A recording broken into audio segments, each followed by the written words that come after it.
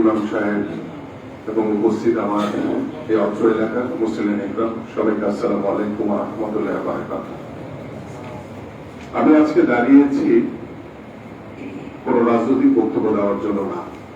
আমি দাঁড়িয়েছি যে গত 17 বছর যে দুঃশাসনের ভিতরে আমরা ছিলাম, সেই দুঃশাসন পার করে 5ই আগস্টের যে পরবর্তী সময়, সেই সময়টিকে আমরা আগামীর যে রাজনীতি, আগামীর যে বাংলাদেশ, আমরা একটি সুস্থ ধারার পরিবেশ তৈরি করতে চাই, যাতে ভবিষ্যতে কোন ফ্যাসিবাদ বা স্বৈরাচারের মাথা চারা দিয়ে উঠতে না পারে।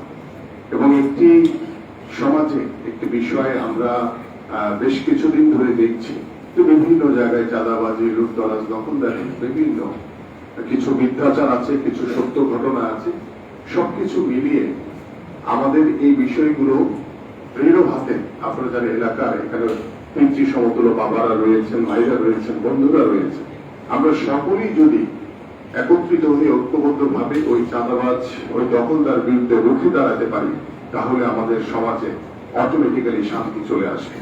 এবং আমি খুব দৃঢ়ভাবে বলি, আমি একটি দল করি, অনেকে আছে যে আমাদের দলের নাম ভাঙিয়ে, বা যদি দলেও কেউ হয়, আমি আপনাদেরকে আশ্বস্ত করতে চাই, আহ্বান করি যে আমরা কোনোভাবেই কোন চাঁদাবাজ, দখলদারিকে প্রশ্রয় দেই না। সে যেই হোক, আপনারা শুধু আমাকে বলবেন বা আইনের হাতে তাদেরকে তুলে দিবেন, এবং আমার কাছে বললে আমি তাৎক্ষণিকভাবে তার বিরুদ্ধে আইনগত এবং সাংগঠনিক ব্যবস্থা নেব। কারণ আমরা কোনোভাবেই কোন চাঁদাবাজ, দখলদারকে প্রশ্রয় দেব না। এই জন্য আমি আপনাদের সকলের কাছে আহ্বান করছি, আপনাদের দোয়া এবং সহযোগিতা চাই যে আমি আপনাদের এলাকার সন্তান। আমি ছোটবেলা থেকেই পল্লবী স্টার হাউজিং রূপনগরে বড় হয়েছি, দীর্ঘদিন বাংলাদেশ ফুটবল টিমে খেলেছি, নেতৃত্ব দিয়েছি।